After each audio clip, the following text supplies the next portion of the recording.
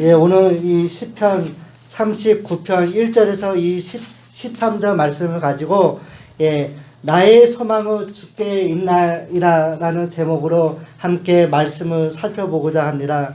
특별히 이 시편 39편은 우리가 너무나 잘 알고 있는 다윗의 시이고 인도자를 따라 여르둔의 형식으로 부르는 노래라고 적혀져 있습니다.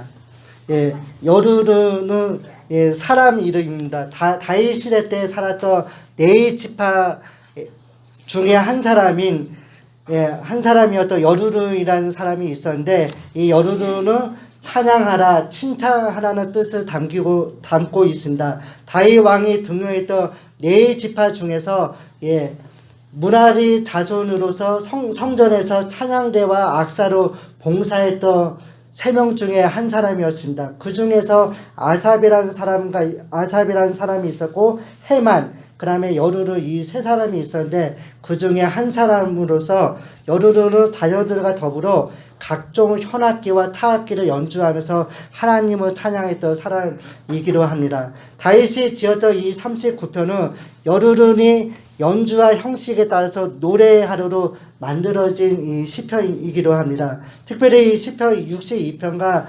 77편은 여르둔의 형식 또는 법칙에 따라 만든 노래라고 기록하고 있는 것을 볼 수가 있습니다. 시편 77편까지 연계해서 더 나아가면 여르둔의 형식이라 내용상 형식으로 되어 있는데, 시편의 내용을 보면 내용상 그 고난과 어려움 가운데 처할 때 하나님을 찾아가는 노래를 말하고 있는 것을 볼 수가 있습니다. 특별히 우리가 읽었던 이 시편 39편은 슬픈 성찰과 기도가 혼합되어 있는 개인적인 탄원으로서 다른 탄원시보다 더욱더 개인적이고 친밀하면서 각 부분이 자선적인 성격을 띠고 있는 것을 볼 수가 있습니다.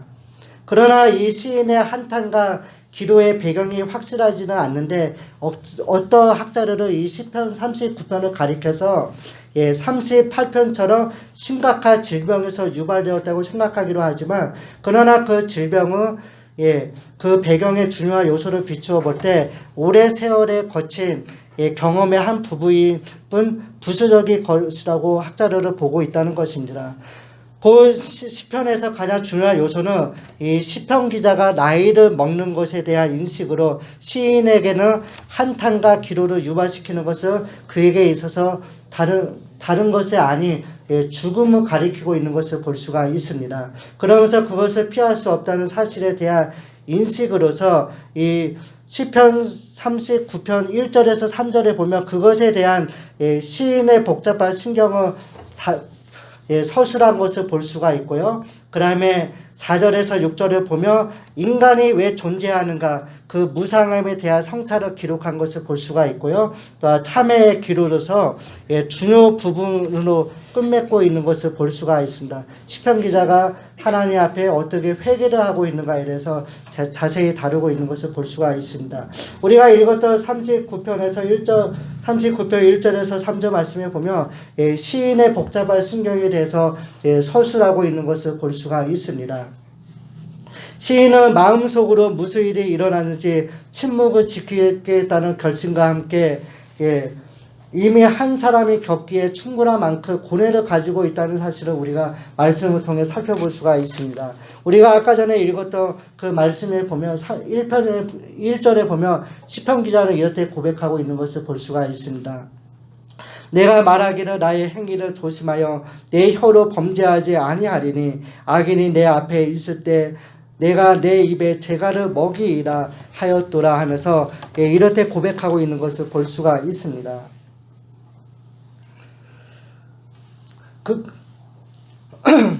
그의 문제를 더욱 복잡하게 만들지 않기로 결심한 것을 볼 수가 있습니다. 고난이 있을 때 하나님 앞에 범죄할 수도 있지만 그는 하나님 앞에 범죄하지 않기 위해서 그는 그의 입에 재갈을 물리고, 우리 개역개정에는 재갈이라고 되어 있고 개역 한글에는 자갈이라고 되어 있는데, 재갈을 먹이고 그는 이럴 때 표현하고 있는 것을 볼 수가 있습니다. 특별히 이 다윗을 보면, 특별히 이 다윗을 보면 그의 죄로 인해서 고난을 당할 때, 시므이라는 사람이 다윗의 압살롬의 나는 피해서 도망할 때 시므이가 다윗을 향해서 저주하고 있는 것을 볼 수가 있습니다. 그러나 이 다윗은 그 저주를 들으심에도 불구하고 불평하지 아니하고 시므이의 그 저주를 들으면서 침묵을 하였다는 것을 우리가 사무엘상 16장 말씀을 통해 볼 수가 있습니다.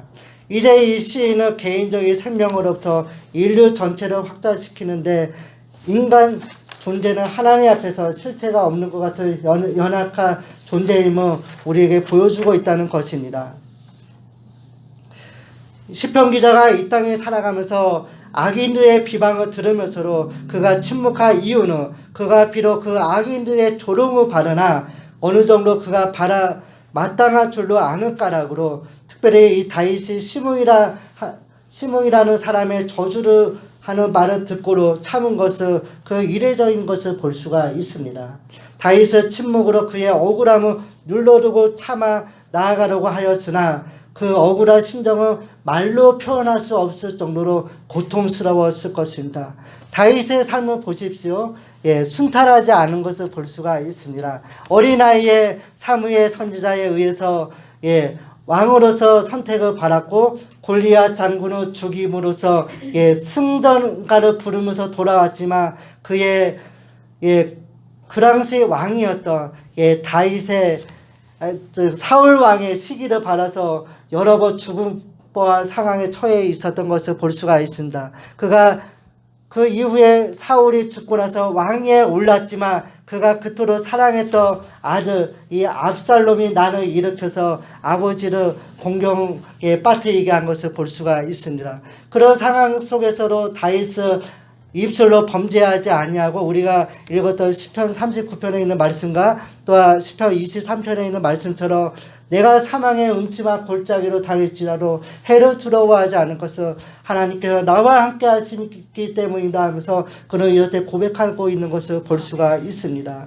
여기서 특별히 이 시편 기자가 침묵을 지키려는 결심은 악한 자들에 의해서 유발된 이 말하고 싶은 것을 그 충동을 절제하고자 하는 것을 볼 수가 있습니다. 그 말로 표현해봤자 이거는 개인에게 있어서 한탄하는 것일 뿐 입술로 범죄할까봐 그는 입에 재갈을 먹이고 침묵하고 있는 것을 볼 수가 있습니다. 그러면서 이 시인은 침묵을 지켰는데 이는 그가 사용하게 될 어떤 말로 악한 것이 될 위험이 있기 때문이라고 그는 표현하고 있습니다. 즉 시인의 딜레마를 통하여 그 역시 욕과 같이 악한 자들의 번영에 관한 문제를 가지고 있음을 우리가 말씀을 통해 알 수가 있습니다. 그러나 분노와 성급한 것을 보이는 것은 하나님께서 인간을 대하는데 정의롭지 못하시다거나 공정하지 못하시는 것을 의미하는 것을 볼 수가 있습니다. 선한 말로 하지 않고 침묵을 지키겠다는 그의 결심은 그에게 있어서 엄청난 일이 아닌가 생각해 보게 됩니다. 우리의 삶을 보십시오. 우리가 신앙생활을 할 때 순탄한 것밖에 없습니까?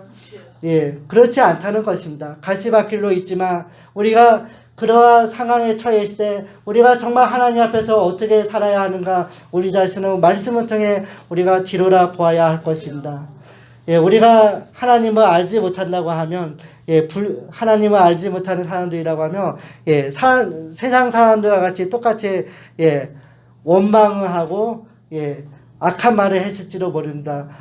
이놈의 신세 하면서 한탄을 했을지도 모릅니다. 그러나 우리는 하나님이 계시기에 그 하나님의 은혜를 사모하고 정말 우리를 사랑하시는 그분을 의지하면서 우리가 믿음으로 일어서고 우리가 하나님 앞에 정말 바르게 살아야 할 것입니다. 그러면서 우리가 정말 이런 상황일 때 우리가 어떻게 해야 하는가에 대해서 많은 것을 생각해 보게 됩니다.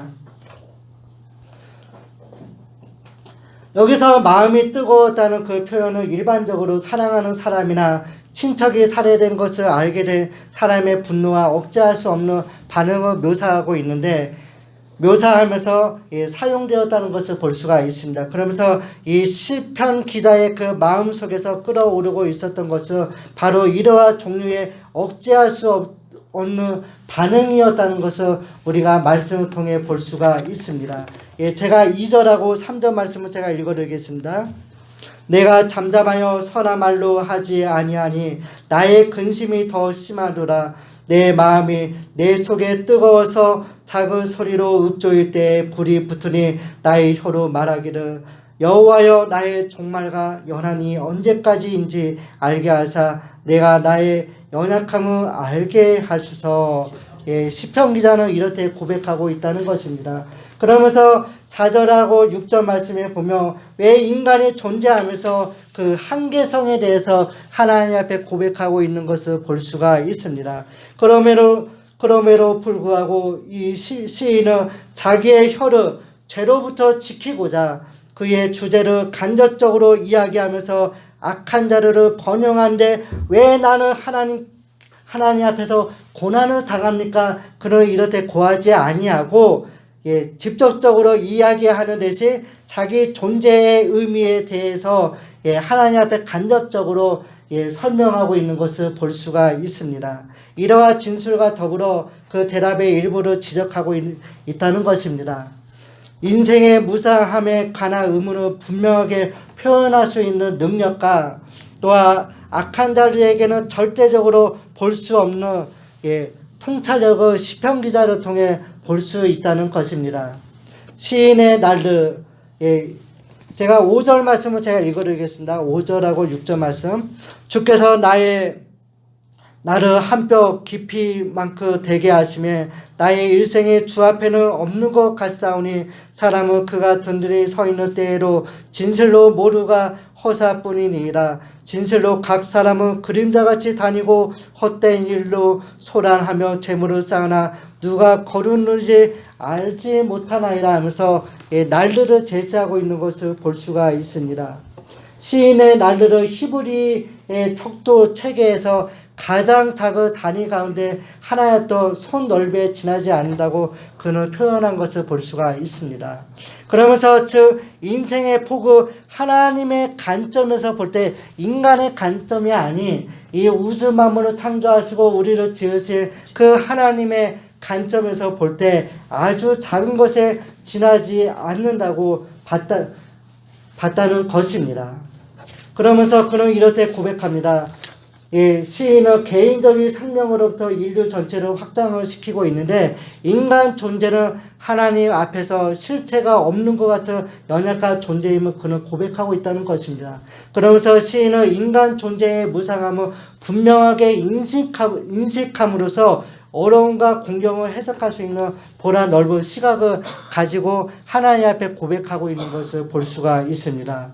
우리 7절 8절 말씀을 우리 함께 읽어보도록 하겠습니다. 우리 7절에서 8절 말씀입니다.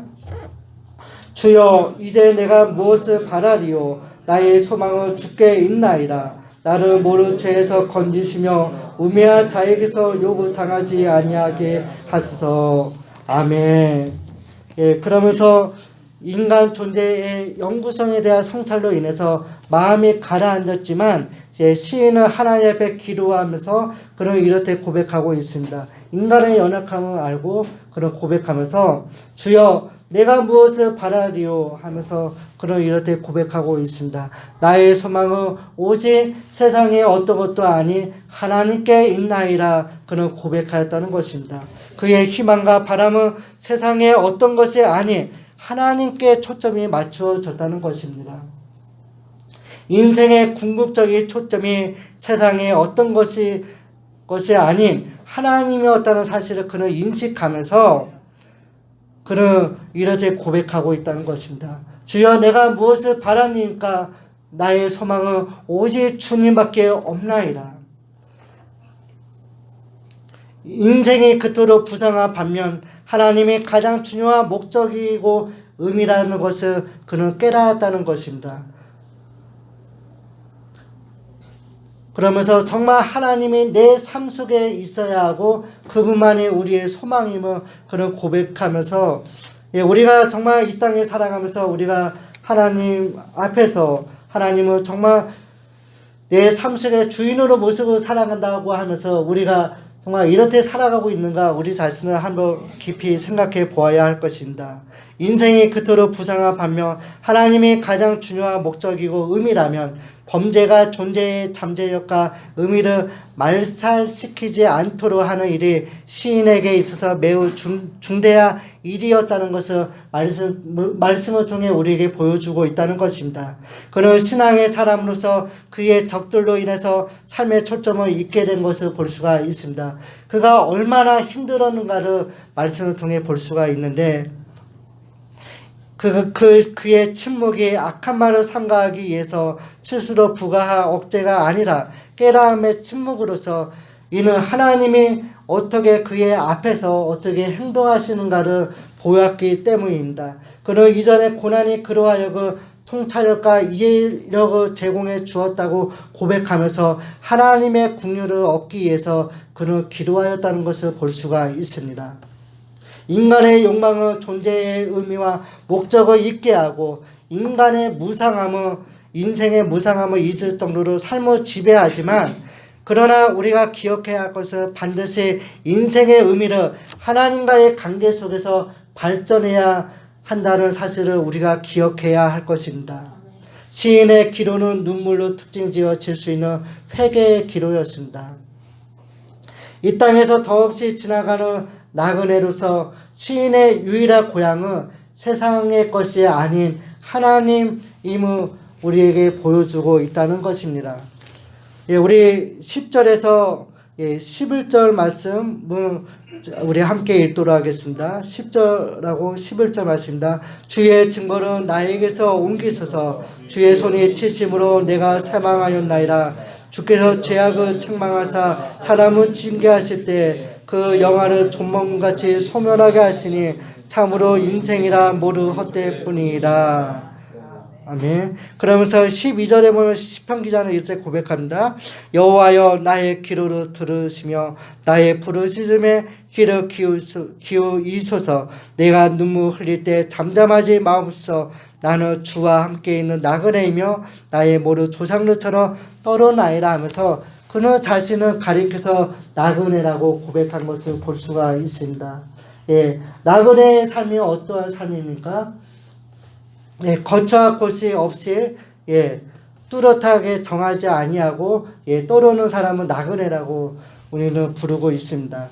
타국인으로서 영구적으로 정착할 수 없지만 땅 주인의 허락을 받고 그 땅에서 살았던 것처럼 이 나그네는 그곳 백성들로부터 보호와 특권을 부여받았습니다. 그러나 결코 이 땅에서 완전한 법적 지위를 얻지 못하는 것을 볼 수가 있습니다. 우리 믿음의 선진들을 보십시오. 나그네와 같은 삶을 산 것을 볼 수가 있습니다. 장차 자기들이 돌아가 그 본향을 바라면서 하나님께 소망을 두고 믿음의 삶을 살아간 것을 우리가 히브리서 11장 말씀을 통해 살펴볼 수가 있습니다. 우리가 잘 알고 있는 믿음의 조상 아브라함의 삶을 보십시오.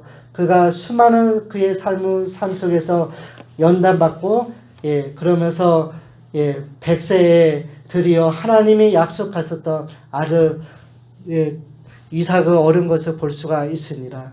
75세 때 하나님께서 그에게 약속하셨지만 25년이 지난 후에 그 약속이 이루어진 것을 볼 수가 있습니다. 주는 나를 용서하사의 의미는 내가 평화롭게 살다가 죽을 수 있도록 분노와 훈계의 얼굴로 돌리소서라는 뜻으로서 내가 떠나 없어지기 전에 라는 표현으로 볼 수가 있습니다. 노년기에서 인생의 무상함을 깨닫게 하고 따라서 죽음은 평온하게 하나님 안에서 맞이할 수 있는 사람의 소리를 담고 있는 것을 볼 수가 있습니다. 특별히 이 본 시편의 핵심적인 내용은 각 사람이 부여받은 다 한 번의 짧은 인생을 살아가는데 정말 하나님 앞에서 어떻게 합당한 삶을 살아갈 수 있느냐 하는 것입니다. 7절에 보면 시인은 이렇게 고백하고 있습니다. 주여 내가 무엇을 바라리오 나의 소망은 주께 있나이다. 그는 이렇게 고백하고 있다는 것입니다. 시인은 인생의 허망함을 말하면서 인생은 기껏해야 손 넓이만큼밖에 되지 않는다고 보았습니다. 이러한 인생의 허무함은 하나님 안에서 극복될 수 있고 오직 하나님을 바라보고 하나님께 소망을 두는 자는 인생의 허무함을 극복할 수 있다고 그는 누누이 강조하고 있다는 것입니다. 하나님 안에 있는 자에게 이 세상의 삶이 인생의 전부가 아님은 성경 말씀을 통해 우리에게 보여주고 있다는 것입니다. 하나님은 우리의 생명의 주가 되시는 분입니다. 많은 사람들에게 있어서 하나님을 알지 못하는 사람들에게 있어서 이 땅에 있어서 땅과 그리의 수입과 욕망, 그리의 친구는 그리에게 있어서 영원히 계속 되기나 할 것처럼 인생의 재료가 되어 있습니다. 그러나 그들과 함께 즐기고 그리의 가진 것으로 삶을 살아가고 있지만 우리 성도들의 삶은 어떻게 살아야 합니까? 그들과 똑같이 살아야 합니까? 아니라는 것입니다. 그 모든 것들은 영원하지 아니함을 우리에게 보여주고 있습니다. 세상의 모든 것은 시간이 되면 다 없어지거니와 우리의 소망을 했을 그 주님은 영원하라고 우리에게 말씀해 주고 있다는 것입니다. 그렇기 때문에 우리는 이 땅에 살아가면서 소망은 세상의 재물이 아닌 하나님께 영원히 소망을 두고 우리 믿음의 주여 온전케 하시는 예수 그리스도를 바라보면서 우리가 믿음의 선한 싸움을 싸우며 나가야 할 것입니다. 우리에게 있어서 인생은 그 포기라는 측면에서 제한되어 있는 것을 볼 수가 있습니다. 만약 그 의미를 찾아야 한다면 그것을 세상의 것이 아닌 모든 생명을 부여해 주시는 하나님 안에서 발견되어야 한다는 것을 우리에게 보여주고 있다는 것입니다. 우리가 이 땅에 살아가면서 세상의 어떤 것을 바라보고 사는 것이 아니라 우리의 소망은 다윗의 고백처럼 오직 나의 소망은 주께 있나이다 고백하면서 우리가 살아야 할 것입니다. 어떤 상황이 있든지 정말 믿음의 눈으로 바라보고 끝까지 소망 중에 인내하고 하나님을 전적으로 신뢰하면서 우리가 살아야 할 것입니다. 힘들고 지쳐 있을지라도 우리가 입술로 범죄하지 말아야 할 것입니다. 그 욥을 보십시오. 그러니까 동방의 의인이었던 욥의 삶을 보면 순탄하지 않은 것을 볼 수가 있습니다. 하루아침에 그의 자녀가 죽었고 그의 재물이 다 불에 탔고 그의 사랑하는 아내조차도 그를 이루어하지 못하고 하나님을 저주하고 죽으라 그가 조롱하고 갔지만 그는 입술로 범죄하지 않았다는 것입니다. 그 얼마나 고통스러웠겠습니까?